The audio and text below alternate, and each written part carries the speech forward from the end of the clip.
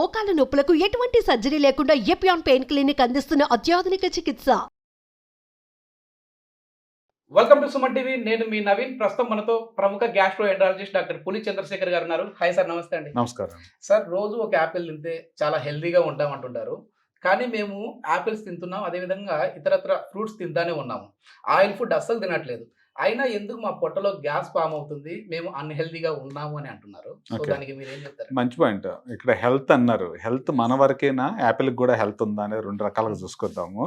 Unhealthy యాపిల్సా, unhealthy human బీయింగ్సా, రెండు రకాలుగా చూసుకుంటే పూర్వకాలము మీ గ్రాండ్ పేరెంట్స్ కానీ మా గ్రాండ్ పేరెంట్స్ కానీ 100 ఏళ్ళు వచ్చినా కానీ పళ్ళు కూడా పీకించుకోలేదు. అర్థమైందా? అలాగే మనము కుళ్ళిపోతున్నాము, మన చుట్టూతో ఉన్నాయి కూడా కుళ్ళిపోతున్నాయి. దాంతోపాటు కుళ్ళిపోతుంది కూడా యాపిలే.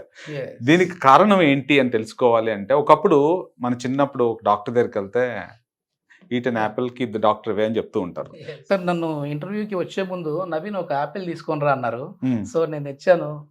మీరు కూడా మళ్ళీ యాపిల్ తీసుకొని వచ్చారు. నేను కూడా యాపిల్ సో ఇదేమో నిగనిగలాడిపోతా ఉంది. ఓకే. సో రెండు డిఫరెన్స్ ఏంటండి? ఏం లేదు సార్, మీరు సినిమాకి వెళ్ళారు ఎప్పుడన్నా? వెళ్ళాను సార్, ఇంటికి వెళ్ళారు ఎప్పుడన్నా? వెళ్ళాను. సినిమాకి వెళ్తే హీరోయిన్ మొహానికి కొద్దిగా కవరింగ్ వేసుకుంటది, ఇంటికి వెళ్తే మీ ఆవిడ వేసుకోదు అనమాట. సో అలాగా దీంట్లో ఒకటి హీరోయిన్, ఒకటి ఇల్లు అనమాట. నేనైతే హీరోయిన్ తెచ్చాను. మంచి నిగనిగడ ఆడాలి. ఓకే, హీరోయిన్ కావాలా, మంచి పెళ్ళం కావాలా అన్నట్టు ఉన్నది. నా ఉద్దేశం ప్రకారం మెరిసిని అన్ని బంగారం కాదు అని చెప్తారు చాలా మంది. అలాగే ఈ మెరుపు తీసుకొచ్చారు మీరు. ఈ రెండింటికి డిఫరెన్స్ ఏంటి సార్? అంటే మామూలుగా ఇప్పుడు ఈ షైన్ ఎక్కువ మంది మనం కొనేటప్పుడు కూడా బాగా మంచిగా మెరుస్తుందా లేదా, షైన్ లో ఉందా లేదా అనేది తీసుకుంటాము. సో ఎట్లా మనం దీన్ని డిఫర్ చేయాలి? Okay, so first of all నిగనిగలాడితే కొనాలా అనేది పాయింట్ కాదు మనకి. Yes. ఇప్పుడు మనకి ఎందుకు అలా చేస్తున్నారంటే, ఇప్పుడు రెండుగా చూసాం, ఒకటి ఏమన్నా ప్లెయిన్గా ఉంది, ఒకటి ఏమన్నా ఇది నిగనిగలాడుతుంది. దీనికి ఒక కోటింగ్ అనేది వేసాం. ఇందాక నేను మనం అందంగా కనిపించడానికి మనకి ఫౌండేషన్ వేసుకున్నట్టు, ఇట్లాగే ఈ యాపిల్కి ఎందుకు ఫౌండేషన్ వేస్తున్నారు, ఎందుకు జనాలు కొనేవాళ్ళు నిగనిగలాడితే కొంటున్నారా లేకపోతే మంచిగా ఉండాలనేది చూసుకుంటే, ప్రతి పండుకి పెరిషబుల్, నాన్ పెరిషబుల్ అని చెప్తూ ఉంటాం.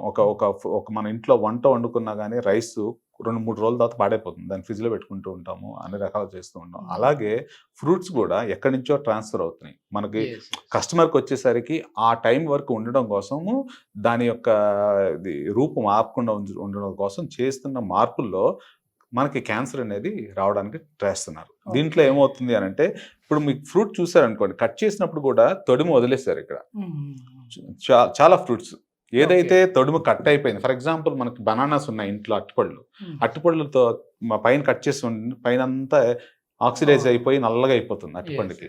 అదేవిధంగా దీనికి కూడా ఈ తొడుము తీసేస్తే దాంట్లోంచి ఆక్సిజన్ వెళ్ళి లోపల పండు ఆరెంజ్ గా బ్రౌన్ కలర్ లో అయిపోతూ ఉంటుంది. దాన్ని లోపలికి ఆక్సిజన్ వెళ్లకుండా ఉండడం కోసము, పండు పాడైపోకుండా ఉండడం కోసం, కస్టమర్ వరకు వెళ్లే వరకు చూసుకోవడం కోసం మన ఇంట్లో కొన్న తర్వాత ఎమ్మటే తినేము, 2-3 రోజులు ఉంటుంది. సో ఎక్కడైతే పండు వస్తుందో అక్కడి నుంచి ట్రాన్స్పోర్ట్ సిస్టమ్ నుంచి అమ్ముకుని కానీ మన ఇంట్లోకి ఒక మంచి క్వాలిటీ ఉండాలన్నట్టుగా జనాలు దాని లోపలికి ఆక్సిజన్ వెళ్లకుండా ఉండటం కోసం దానికి ఒక కోటింగ్ అనేది ఏర్పాటు చేస్తుంది. ఓకే, మేము ఎట్లా తెలుసుకోవాలి సార్? అంటే ఇది కోటింగ్, ఇది నాన్ కోటింగ్ అని? ఇది జస్ట్ ఫర్ ఎగ్జాంపుల్, మన ఇది ఇప్పుడు షైనింగ్ ఉంది. సో దీంతో just giving an example here, ఇలా తీస్తూ ఉంటుంటే దీని చూడండి, తెల్లగా పొడిగా వస్తుంది ఇక్కడికి. ఇప్పుడు నేను జస్ట్ దీంతో ఇలా ఎక్కువ కూడా చేయలేదు, ఎంత ఉంది సార్ వైట్ గా పౌడర్.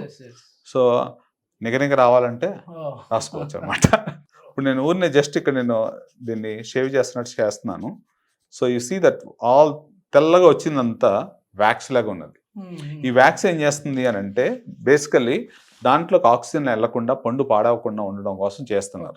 సో ఇంకొకటి, దీన్ని మనం తీసుకొచ్చిన తర్వాత ఒక ఎండ్ కస్టమర్గా ఎలా ఉంది అని అంటే, ప్రతిసారి మనం you can able to scratch it and see, ఇళ్లలోకి వెళ్ళిన తర్వాత వేడి వాటర్లో పోస్తే వ్యాక్స్ అనేది బయటకు వచ్చేస్తుంది.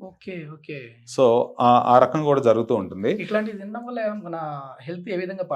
ఎగ్జాక్ట్లీ. సో వ్యాక్స్ ఇప్పుడు మనకి యాపిల్ లోపల ఉన్నది యాంటీ ఆక్సిడెంట్, క్యాన్సర్ రాకుండా ఉంటుంది.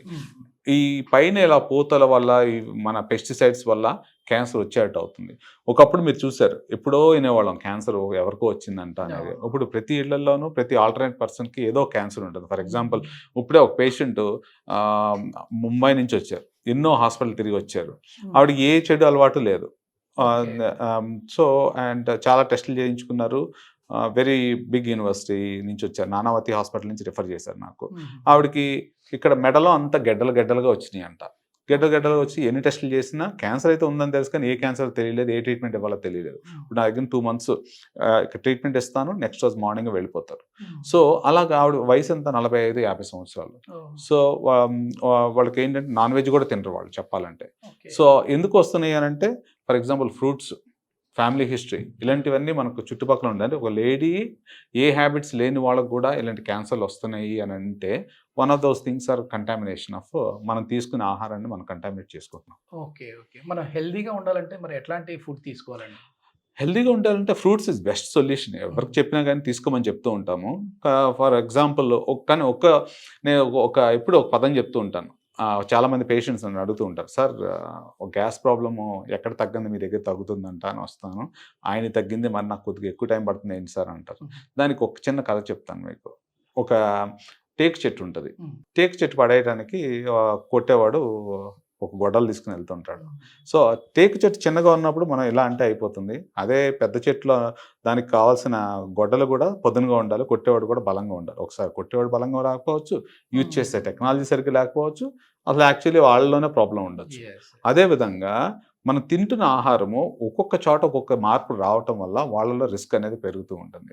సో అలాగే ఈ పాయింట్ ఎందుకు నేను చెప్తున్నానంటే, గ్యాస్ పేషెంట్స్ యాపిల్ తినొచ్చా లేదా అనే క్వశ్చన్ నన్ను అడుగుతూ ఉంటారు.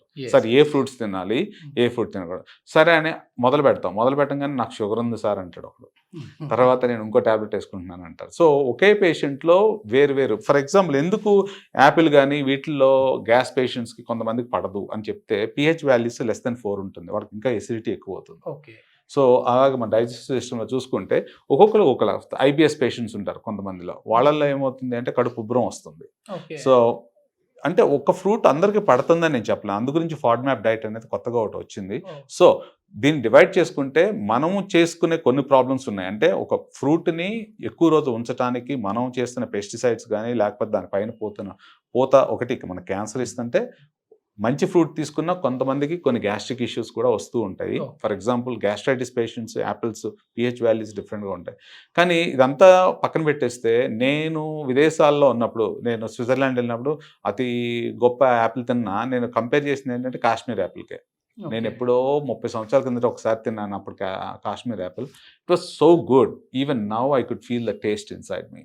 సో అంత గొప్పగా ఉన్నాయి అన్నమాట. సో ఏం మారిపోతుంది, మనం చేసేదల్లా మనం యాడ్ చేసే పెస్టిసైడ్స్ వల్ల ఆ ఫ్రూట్లో ఉన్న ఇది కూడా మారిపోతూ ఉంది. That's what I see that. మొత్తానికి ఒకవేళ యాపిల్ మంచిదే అంటే, ఫ్రూట్స్ అన్ని మంచివే, కానీ వాటిని మనం మంచిగా కడిగేసుకున్న తర్వాతనే, లేదంటే మీరు అన్నట్లుగా ఇప్పుడు అందరికీ డౌట్ ఉంటుంది. సో మేము వాళ్ళ దగ్గర ఇట్లా షాప్ పండు దగ్గర జస్ట్ ఒకసారి గోరుతో ఇట్లా అంతే దానికి వ్యాక్స్ ఉందో లేదో తెలుస్తుంది. పిల్లలకి పెట్టినప్పుడు చాలా మంది ఇందాక కూడా పేషెంట్ ఒకళ్ళు అడిగారు, సార్ ఫైబర్ కావాలంటే తోలుతో తినాలంటే భయం వేస్తుంది, ఎందుకంటే వ్యాక్స్ ఉంటుంది, ఎలా తినాలి అని. ఓకే. సో బేసికలీ వాళ్ళందరూ ఏంటంటే పైనుంచి తోలు తీసేసి లోపల తీస్తున్నారు పిల్లలకి, విచ్ ఈస్ అండర్స్టాండబుల్. దానివల్ల ఫైబర్ వస్తుంది కానీ పూర్తి ఫైబర్ రాకపోవచ్చు. అంటే ఇప్పుడు వేడి నీళ్ళలో కడిగేసిన తర్వాత తినొచ్చు అండి? వేడి నీళ్ళు కడిగేస్తే అది హాట్ వాటర్, కానీ దాని యొక్క రుచి పోతుంది కదా. That's what I mean to say. Organic వెళ్ళిపోతే చాలా బెస్ట్ అంటారు. అదే. సో న్యాచురల్ ఫార్మ్స్ లోకి వెళ్ళి ఆర్గానిక్ ఫ్రూట్ తింటే సరిపోతుంది. సార్ ఒకవేళ ఈ వ్యాక్స్ కోటెడ్ ఫుడ్స్ మనం తిన్నాం అనుకోండి, మన లార్జ్ ఇంటెస్టైన్ కావచ్చు, స్మాల్ ఇంటెస్టైన్ కావచ్చు, ఎట్లాంటి ప్రాబ్లమ్స్ వస్తాయి? ఓకే. సో బేసికలీ దీంట్లో ఏమున్నది, ఈ వ్యాక్స్ చుట్టూతో ఉన్న కార్బన్ మాలిక్యూల్స్ కానీ ఇంకా వేరే పెస్టిసైడ్స్ ఏమైనా ఉంటే పేగు లోపలికి వెళ్ళిన తర్వాత కొన్ని క్యాన్సర్స్ ఫామ్ అవుతుంటాయి. మీరు ఈ మధ్యకాలంలో ఉంటారు, చిన్న పేగు, పెద్ద పేగు క్యాన్సర్, గ్యాస్ట్రిక్ క్యాన్సర్స్ అధికంగా వింటూ ఉన్నాము. కొంతమంది ప్యాంక్రియాటిక్ క్యాన్సర్స్ కూడా ఉంటాయి. So these are the risk factors. ఇవి వాళ్ళకి వచ్చే క్యాన్సర్స్ కారణము ఒక వ్యాక్స్తో పాటు దానిపై ఉన్న చుట్టూ కార్బన్ మాలిక్యూల్స్ తోటి క్యాన్సర్ రిస్క్ కూడా పెరుగుతూ ఉంటాయి. థ్యాంక్ యూ సార్, చాలా మంచి information. Thank you very much. Thank you.